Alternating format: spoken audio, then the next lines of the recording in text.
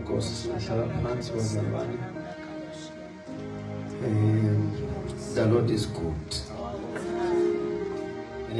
Thank you bazalwane for making time even la namhlanje sibuke izwi lenkosi and also to spend some time in prayer. Amen.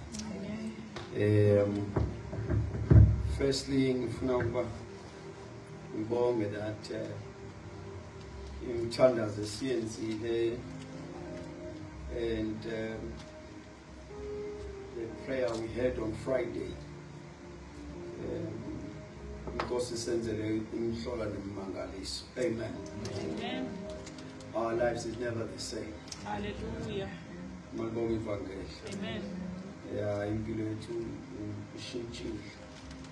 And one thing about the Lord is that when He changes your life, it's permanent. Amen. Ayisinto yokuthi usazobuya ushone phansi. Hallelujah. Safunda ivesi lendlela ethi indlela yolungileyo winds up higher and higher. Amen. It's brighter and brighter. Amen. Khona izinto ngeke usabuyela kuzona. Khona izinto ezingeke zisakwehlela, khona izinto ngeke izimpo ngeke usazipha. uNkulunkulu has taken me to another level. I want us to try and discuss Luke chapter number 1. There are a few things that I want to point as I want to encourage your faith. When it's Tuesday, we come together in this session. Why do manga le econ? Thank you very much. The speed fan is very high. Now, Dr. Mulas umfonelile izosamathola ngihluthise bayingena sibona imiskole yakhe moya ongcwele waye ngisembe phambili mayibonga Nkosi please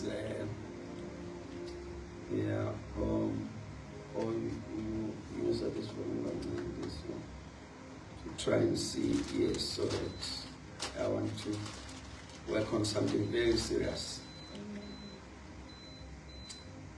Thank you. I think it's much better now. Yeah, keep the remote with you in case. That's one. What you call Luke chapter number 1.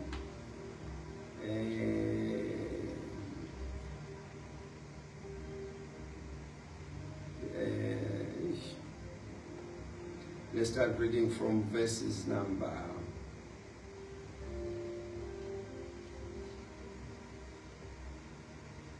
18. In Kumami is of Amafis Kakubu more than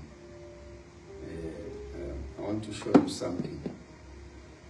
Verse 18 says, Zachariah asked the angel, an angel came to Zachariah. Yathi yena Zachariah unkosikazi wakho wamayiqala ithi umthandazo wakho uzwakele enkosini, and I came as an answer to your prayers to tell you that unkosikazi wakho shall conceive ingane yomfana. Le ngane yomfana iyona ezoba indlela yokwethula ukuza kaMesaya. Imchaze ukuthi lo mfana uzoba njani. And then in verses number 18 is the response of Zachariah from the prophetic declaration and the answer to their prayers for a child. Uthi Zachariah asked the angel, how can I be sure of this? I'm an old man and my wife is well along in years. Verse number 19, the angel said to him, I am Gabriel. I stand in the presence of God, and I've been sent to speak to you and tell you this good news. Verse 20, and now you will be silent and not be able to speak until the day this happened, because you did not believe my words, which will come true at their appointed time. Amen. I want us to look to verses number 18, 19, and 20. Then so says Strombella to the second story in the same chapter. An angel came to Zachariah, priest lo ushade no Elizabeth. Bobabili abasethempelini basebenza ethempelini. U-Elizabeth umzala ka Maria. uMaria ke athamarono unina kaJesu. Ngesizulu sasemaromeni uma kaJesu. So ke unina kaJesu ke ukhazini wakhe uElizabeth. Ngokusho kwengelosi ithi bekhulekela ukuthi uNkulunkulu abanikeze umntwana. Ingelosi ifika ngokwe-statement saZachariah sebebadala at this time when an angel came and said, hayi umthandazo wenu uzwakele umntwana ngizomthola. uZachariah ke usebuza ingelosi uthi hawu noma kuyimpendulo yomthandazo kodwa itiming engathi seyinephutha ngoba sesibadala akhale ngonkosikazi wakhe kakhulu athi hayi mama semdala lo brother lo athi amam semdala mayibonge Nkosi. Hayi ke ingelosi besingabuki ishona lena ke ithi hayi yazi uthini asenze kube lula because you do not believe my words so manje ngayo usakhuluma uyoze kuzala ingane ngoba inkinga yakho ukukhuluma. So what's going to happen is that angifuni ube siphikisana lento uzoyibona noma wena ungayikhola in the right person an angel yasiyabuthulisana. Kodwa into engifuna sizinote before we move to the second part of the story. I want us to note that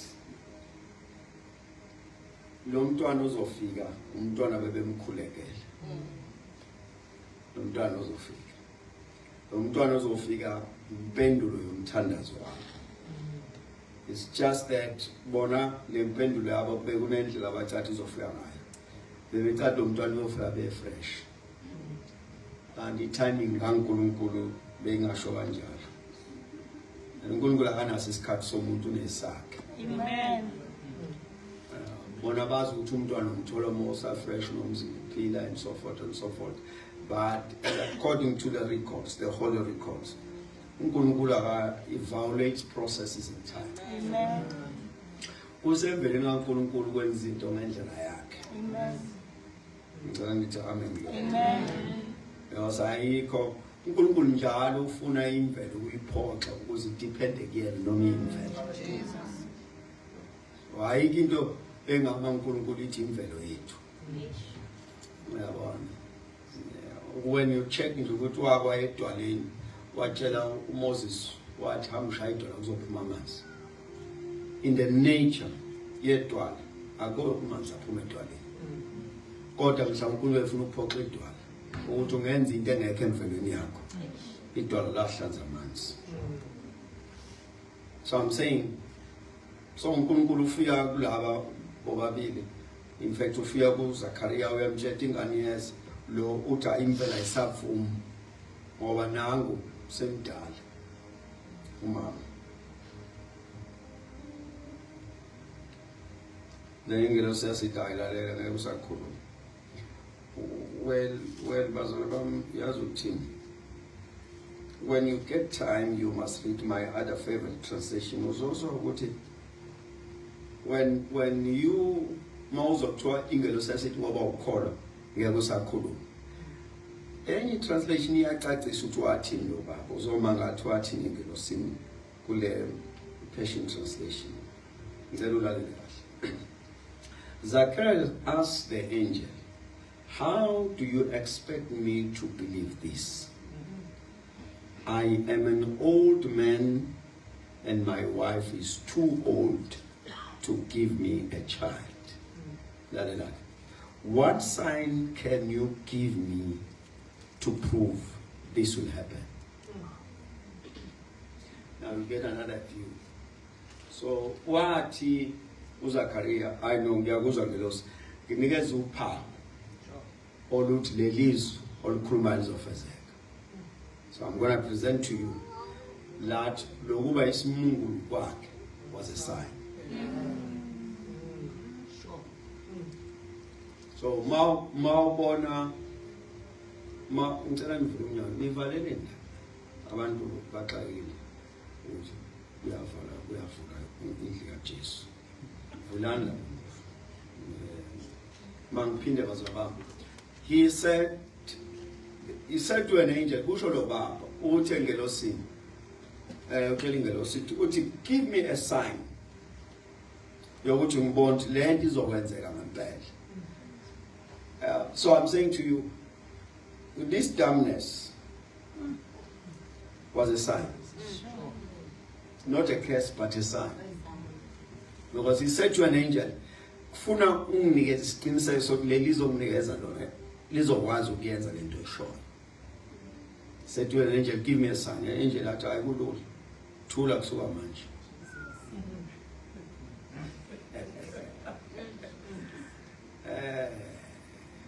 Right was Amen.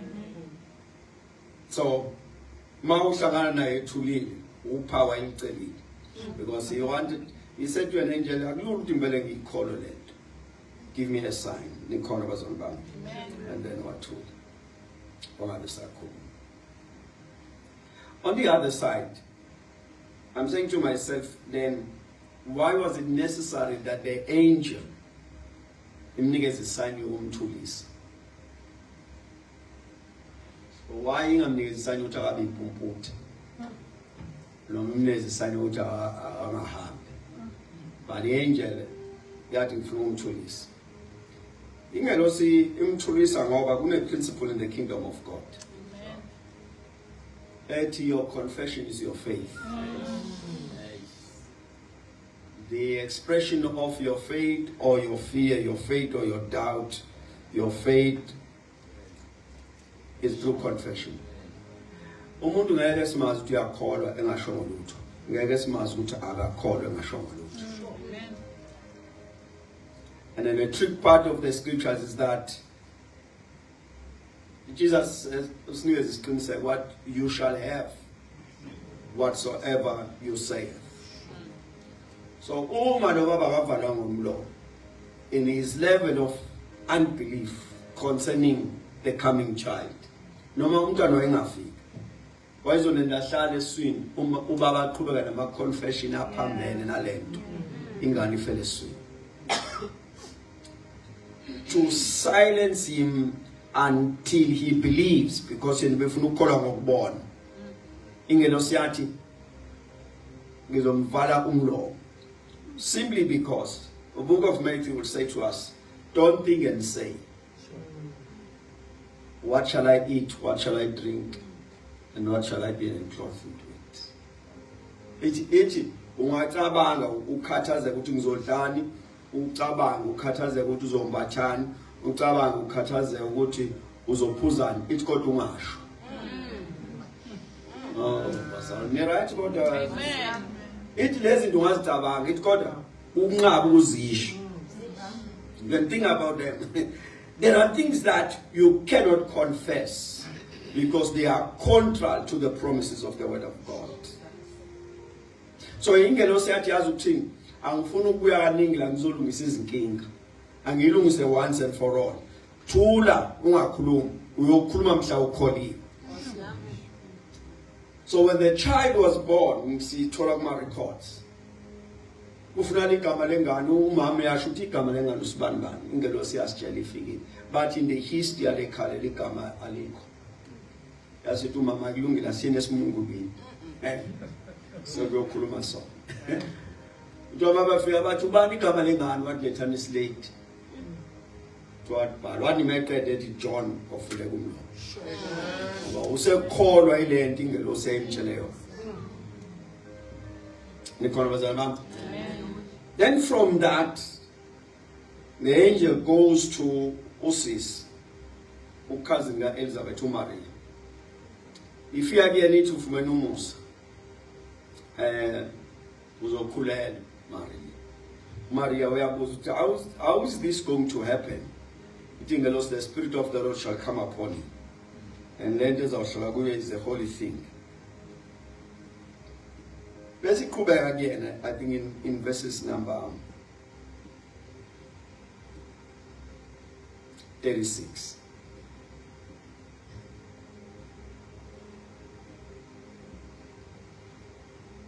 Ithi uElizabeth umzaa wakho ukhulelwe obekuthiwa uyinyumba. Amen. Manje sekuyinyanga yesithupha. Verse 37 athi ukuba akukho okungenzeke uNkulunkulu. That's your translation. Ithi ngelosi ayilalela.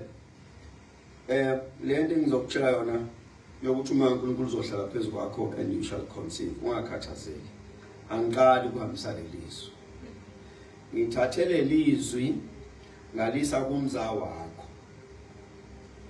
okuthiwa inyumba. Njengoba ngikhuluma nawe nje inyumba ikhulele. Amen. Ile lizwi.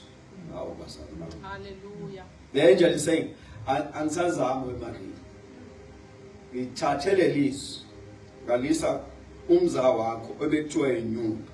Njengoba ngikhuluma nawe una 6 months ukhulele. Amen. Nikhona bazalwa bami? Amen. Bese ethi ngokuba uNkulunkulu akukho okungenzeka. But ngofunda kuleli lakho lesizulu naleli linye ungaze lo verse 37 ungamuzwa kahle. Ngcono uma uyifunda kule Young Translation, Passion Translation. Ithi ingelosi yathi not one promise from God is empty of power. Amen. Nothing is impossible with God. Yathi ingelosi ithi kuyena yazi ukuthini? Sengine proof yalelizwi. And the proof yami seyikabili ke manje. Elokuthi inyumba ikhulele 6 months. Okwesibili, ubaba kade ekhuluma lo lonke akukhulumeki kumanje. Amen. Ini ngithathele lizwi ngaliphonsa uZakaria kade azi ukuthi akana nkinga espeech kuzimungu njengoba ngikhuluma nawe. Amen. Ngathatha lelizwi ngaliphonsa esibelethweni sika Elizabeth una 6 months ekhulele kumanje. Uzolilalela uMaria alikho izwi kaNkulunkulu ezalingena amandla okufeza. Amen. Then verses number 38, Mary responded and said to the angel, hayi ngincekazi yenkosi makube kimi njengokusho kwamazwi akho. Mayibonge Nkosi. I'm going to make just not more than 5 statements, if not 6 or possible 10. It will depend. Then after that, I'll be out of your way. If faith has to work, it partners with confession. Amen. It counts what Jesus would take. Amen. God Jesus, it counts to 10 I mean to say to Kalile. It counts to 10 because from your words they read your faith. And they cannot do anything contrary to your words. Because final back niggas local call you. We tell it amen. Amen. You listen to the statement that man that came to Christ. Itigena umntwana abafundi bakho bahlulekile bese ithi uma khona utho ngalenza. Elesizolithi wathi uma unamandla. Siyahawukela usisize. UJesu wafunda le statement esithi uma unamandla ukuthi lo baba umi la ingazi khona. Uthi ngibheke noma yini engenzeka. Akana siqiniseko sokuthi ukhona umhlolo onzeka la. Uthi wena no uma unamandla siyacela usize. Elesiswathi lithi uma khona utho ongalenza siyacela usize bese uJesu hayi baba lento ya uma ukhona utho uma nginamandla isuse ngoba uma ukhona all things are possible. Is that uthi uJesu yazi ukuthini la kamsindisi asinayo any option. The only option we have is faith. Amen. So awukwazi ukuplace a demand in the absence of faith. Amen. So whatever demand you want to put, the requirement is faith. Kabamazi labo Jesu awunama side awu2 ukuthi hayi makuhluleke leli phonseka kuleli. Sine side elodwa lokhona. Amen. And I'm saying to you, that side is expressed through confession. Amen. Amen. I'm saying the side let's look called awukwazi ukuliveza ngenye indlela uliveza ngokusho and lokusho akusiwona ukusho ngoba khona thina akusiwona ukusho ngoba unamakhono akusiwona ukusho ngoba it's your stance akusakhulume kokunye. Amen. Amen.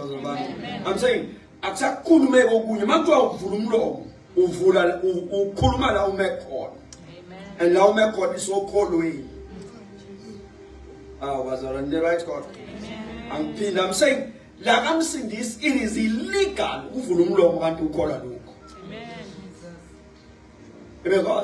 because upambanisa system yokwenza kamsindisi ngoba kamsindisi bafuna ukumnikeza ukholo lwakho and ukuze bazi ukuthi ukholwe yini balalela ukuthi uthini. Indoda yamemeza uJesu impunkuthi bathi kuyona ebaba musu kumemeza kanje umsindisi iBhayibheli yamemeza kakhulu ngaqala bathi lento esikweni lethu asinayo ukuthi khona into amemeza uJesu kanje iBhayibheli mabe mthulisa waphakamisa ivoice nikhona bazalwa until uJesu wakhona memeza wathi ayimani ukane mletheni bamletha lo baba nango uJesu la ngixela khona mayese phambi kwakhe uthi uJesu ngikwenzeleni. Because I'm going to meet you at your confession. Because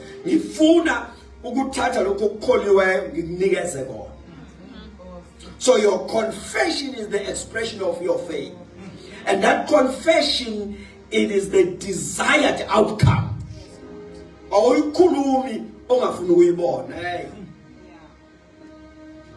Genesis 1:1. God created the heavens and the earth. Verse 2, verse 3, and God said, let there be light. Note that in between verse 2 and verses number 3, I didn't comment about the darkness of the earth. Amen. Instead, the Lord declared his expectation.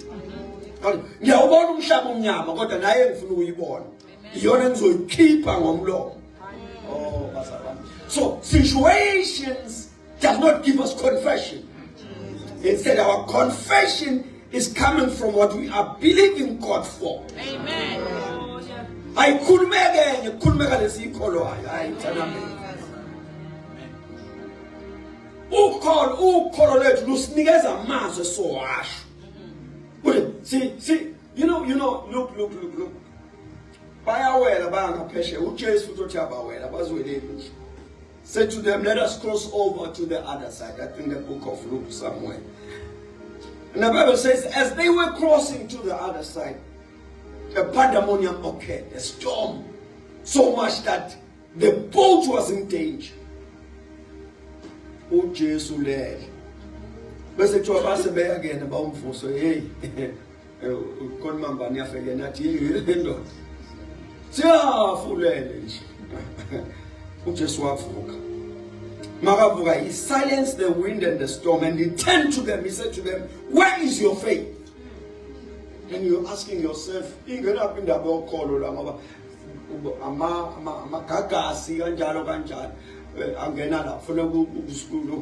he's saying to himself, when we left the other side, the confession was clear. When a pandemonium occurred, they changed confession.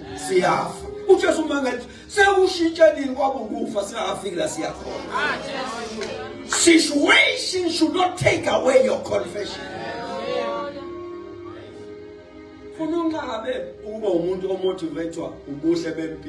To confess positively. It's evil. Impilo mayinhle besuka nesibindi sokukhuluma into ezinhle. Ukuthele izoshintsha ufuna ukukhuluma ezinhle. You rather stand on faith and confess positive from the scriptures. Amen. No matter impilo iyashintsha. You stand on a positive confession. Ungayivumi. Thank you. You must never allow issues of life to give you confession. impilo mayibheka before standards funa sizithini. Because not very far from your confession are the results you have into your hands. Amen. Let me take a statement.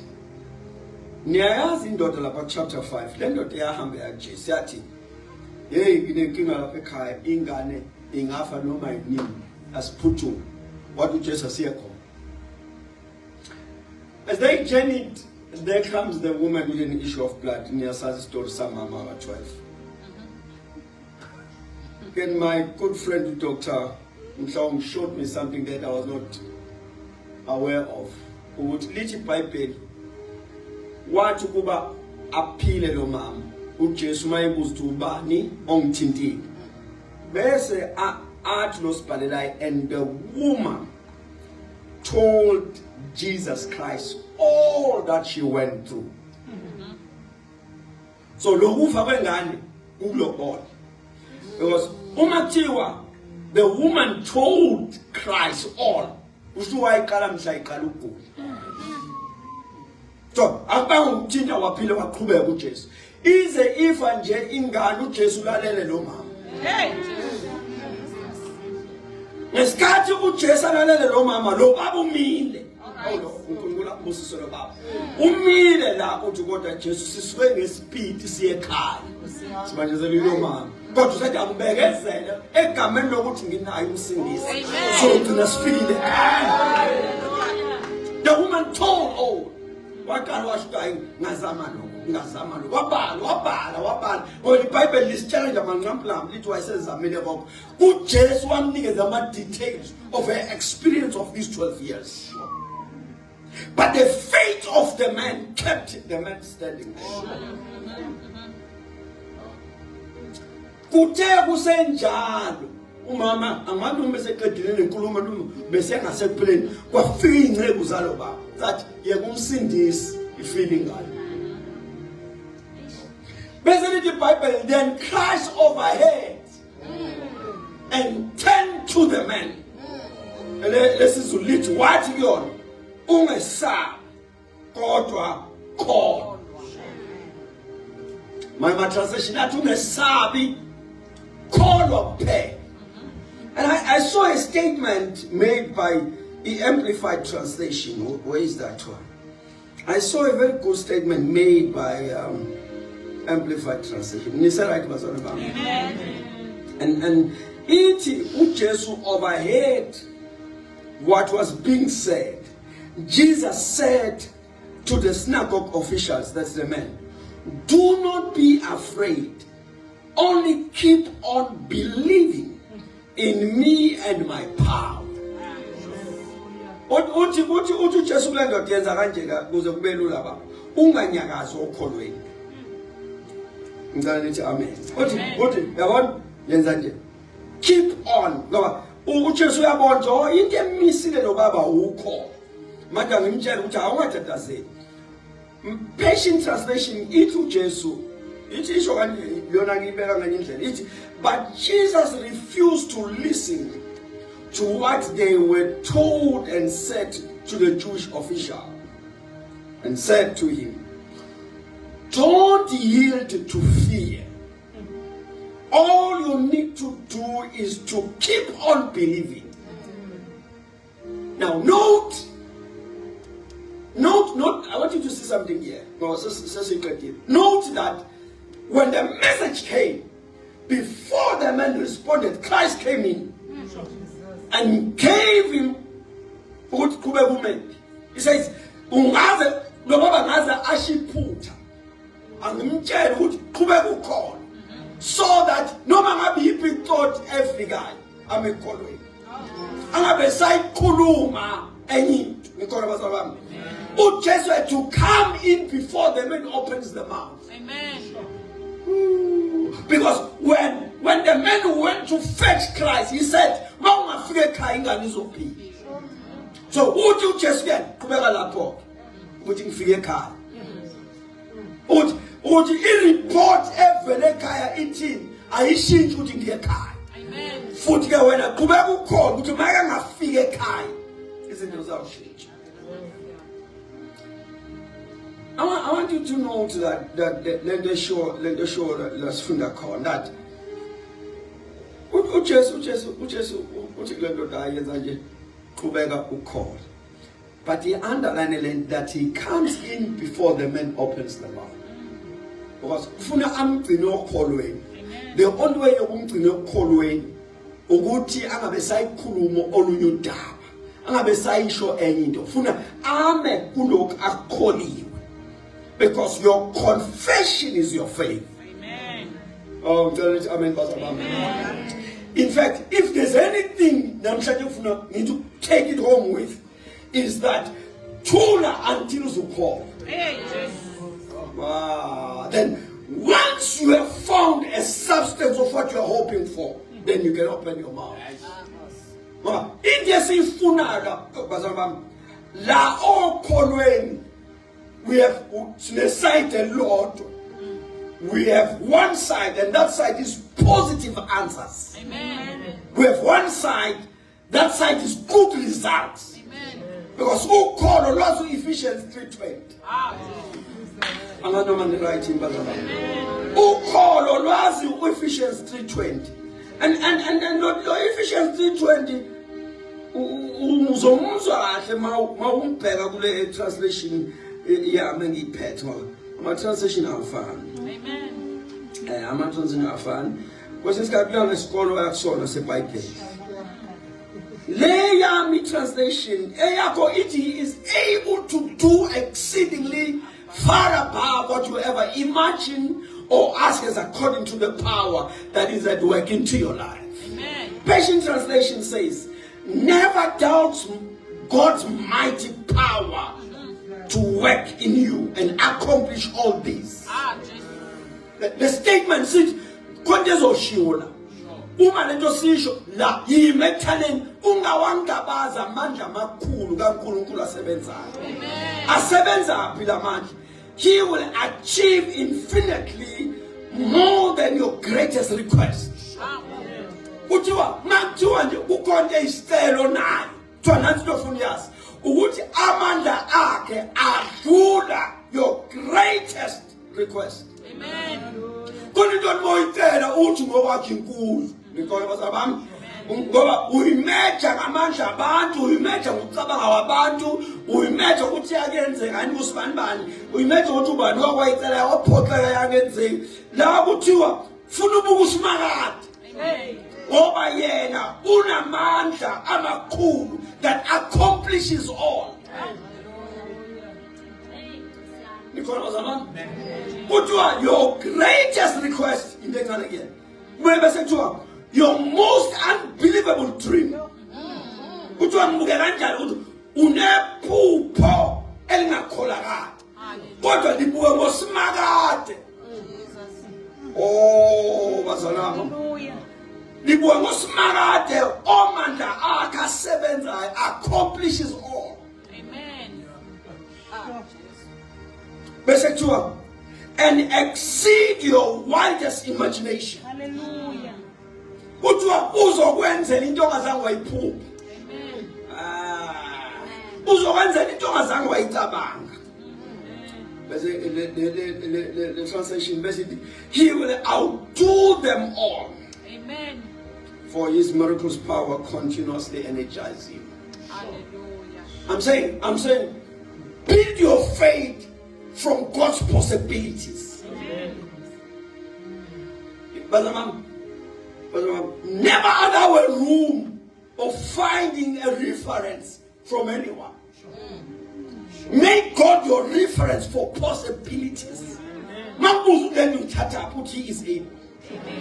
Mabuzu then you are instead of uti unamandla kwenza. Makwa then you are izwa unamandla yenza. Uti lospala never doubt mighty power. His mighty power. Unkulunkulu unamandla amakhulu. Kuthiwa uyathetha ungawangabazi. Amen. Nikhona bazalwane? I man, isikhathi sesiphelile.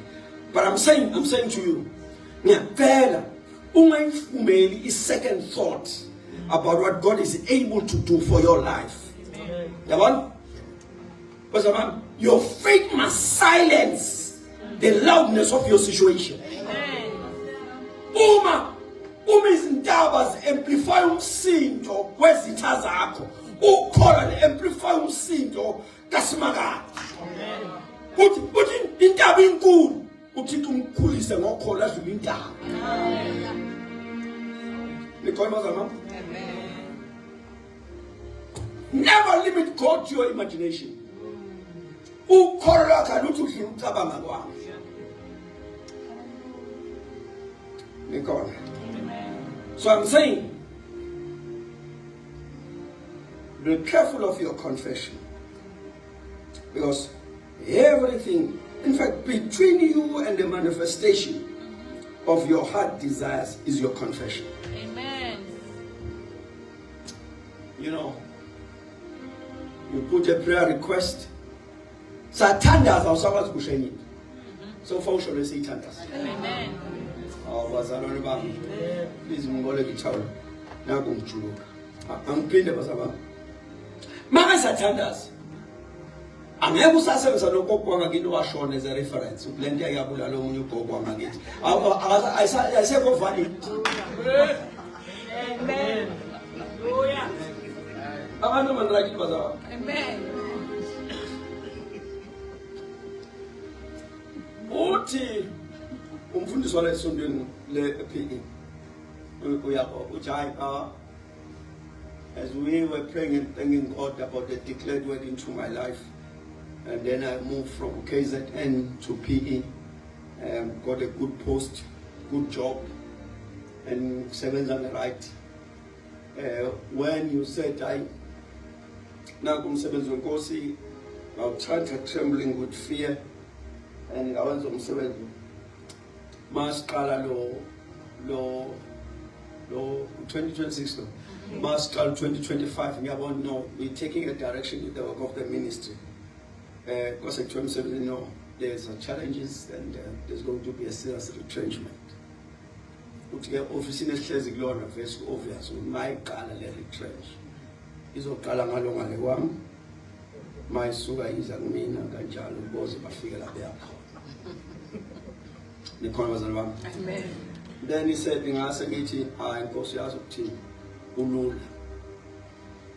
the prophet appointed me for the work of the ministry. And he gave me a word, the Lord shall perfect that which concerns you. I said,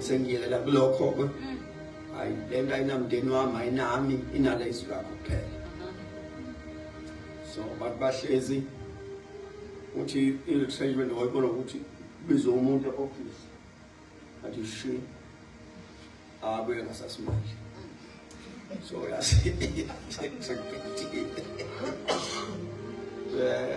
phinde futhi bizo umuntu ukuthi it was a serious retrenchment from different levels in company, serious company, which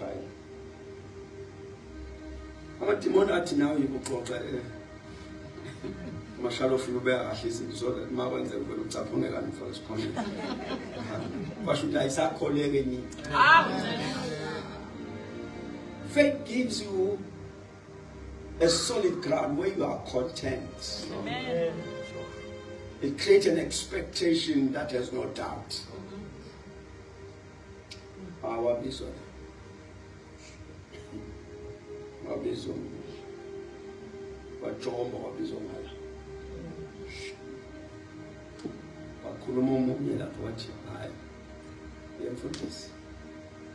Strong in the feeling. 7 need enjoy the fear of 7 minutes at Quebec.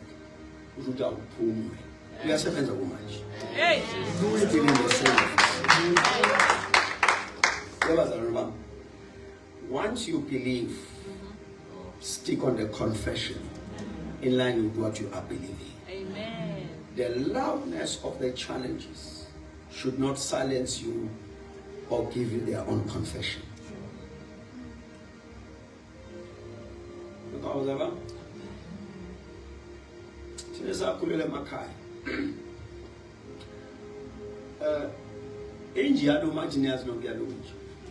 ishintsha ngempela ngisho leyo mhlawumbe ukuthuka umuntu ishintsha inje yaloma niyayazi yonke phaya ezilalini mawuzithunyiwe emzini womuntu umuntu usamemeza esangweni uphume inje iphuma ijulu umnikazi wayo before decide ukuthi uzokwenzani uqala ubheka umnikazi wayo umnikazi wenja eke wathi ungabaleki sekusele ekukholweni kwakhe ukukholwa yizwi yakhe noma ukwesaba isipiti senja umuke wathatha ukuza kwenja wadlula izwi lomnikazi wayo umeke wathi ungabaleki wama ibhreka seyiphambi kwakhe ima bese ijike umnikazi wayo. It's always a case that anything and everything that comes against you is a forceful. Kodwa dlulisa amehlo. Kodwa the ungesabi ukuba ngiqobile izwi. Kodwa the ungesabi nginawe kuze kube sekupheleni. Kodwa the ungesabi I shall never leave you nor forsake. Kodwa the ungesabi impaksione yakho kodwa ya Amanelo sweet. So no me pingeza ihlasela. Ubheka ukuthi utheni. Nikhona baba? Amen. Ubheka ukuthi utheni. So I'm saying to all of us. Tina, we are destined for victorious living. Amen. Yithi incwadi esifunda lapha yamaJohn yaJohn uJohn uyabhala uJohn umayibhala uthi senozifundela nani chat ngisasa uthi yini enqobiso bese into enqobe izwe ukholo lwethu nikhona zaba uthi nayi sesiyitholile that overcomes the world at our faith. Amen. So uthi okholiweyo noma isystem yasemhlabeni ingeza ndlela loyo victory is guaranteed. Amen. Your faith is your victory. Amen. Your faith is your victory. Mawufuna ukwazi ukuthi ubambeke check your faith. Because your faith is your victory is dependent on your faith. Your peace is dependent on your faith. Your prosperity is dependent on your faith. Your good life is dependent. Amen. Amen. Amen. Because some of the things that faith does, than the normal. You see, there are many things that show Petro and but I note the boldness. Look at enagaza bone umuntu onjengayo ehamba phezu kwamanzi kodwa athi Christ, if it's you, command me to come. Faith said to him, I'm ready for anything. This is possible. Amen. Christ what you come you step out of the boat. This is not normal. Faith said, but it's possible. Amen. He has never seen it, but faith said it's possible. No one has ever given a testimony about this, but faith said it's possible. Amen. I'm going to close by making a statement. Amen. Amen. I'm saying, Matthew, yes, lend us, yes. But Nance, what else? As God says, I know Trana now, what an Nance. That's what we call faith. And I pray for you. Amen. That you grow your faith. Hallelujah. Through the hearing of the word, you grow your faith. Amen. The study of the word, you grow your faith. Amen. Listening to the teaching of the word, you grow your faith. Police who call. Let's go. Listen to a calling now. Because who call want to paint you different. So, Oh, I'm praying for that testimony for your life. So, uhluke ngani usandile? Kuba abantwana bonke baleka uhluke ngani? Uthi uyakhona. Because faith gives you results that are undeniable. Amen. Yabona, siyafuna ukuyiphika lento kodwa manje ayimphumela. Oh. Because of that. Just now I was here at garage. Shell garage. It was a cappuccino. So I'm a kufa fan in here. So if I come and ngiphuza kulezi nsuku ngayifaka umhlobo wami lapha eSlanda no umfundisi uBill. Try dirty chai. Dirty chai. So bathatha le chai bese befake extra shot. Bese yangcola. Dirty chai. Ngapha by chai, dirty chai. Also in the shot the express. So I'm busy with that one, talking to these guys. I'm saying to them, as a friend, yeah, we pray economy. Give no twice it is it. What I ask you, again, gives you twice a message we are going to try passes total and bargain more. Once we chatting, getting more, dear Pala, Upuma Umama, Wakonia Shesh. Fundis, nature, happy, still fucking multiples. It's still twice it is if I were to get if I want to see my shy. Oh, Utuan. Dabong business coffee upon.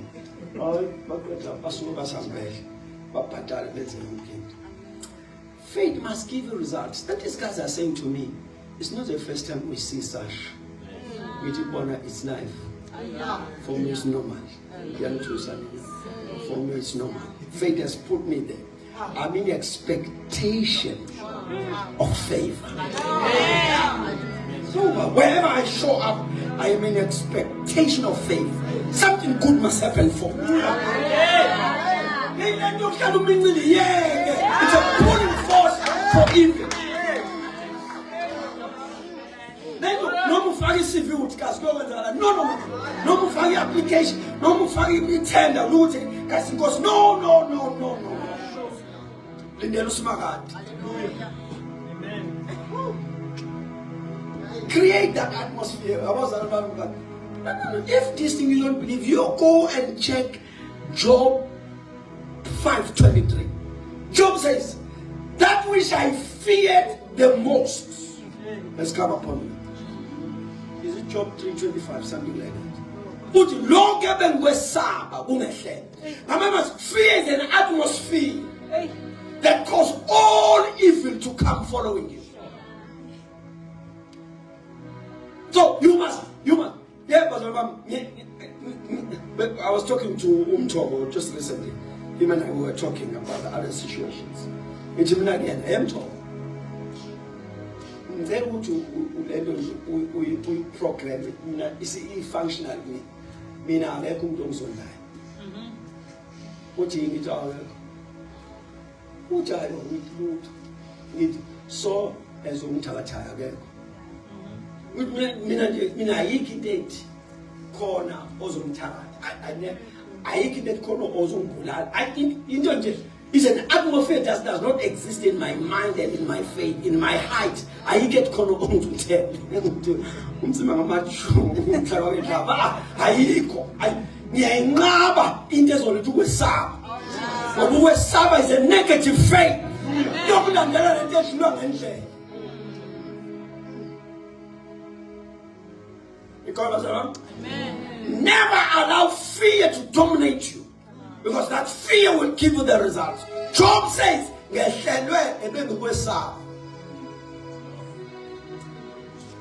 so clear your spirits. Amen. And create positive expectation. This is the day that the Lord has made. I shall rejoice and be glad in it.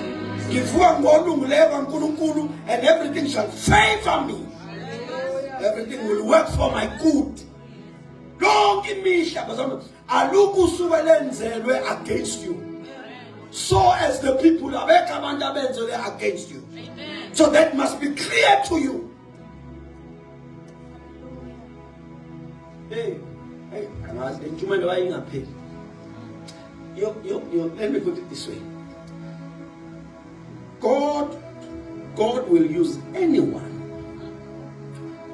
when it is time to take you to the next level. Amen. Hence, do not put into your mind that you have enemies. Amen. Because it is the same people that you think are your enemies whom God will use you to push you to your next level. Amen. Israelites thought that they are slaves. But fools are exhibited. And God was training them. Amen. Oh, and thank God they did not say to themselves, visitors, because everything they went through, it was a training. Out of that training, they produced wealth.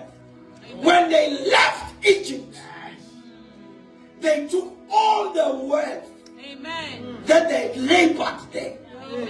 When they left Egypt, Egypt was bankrupt.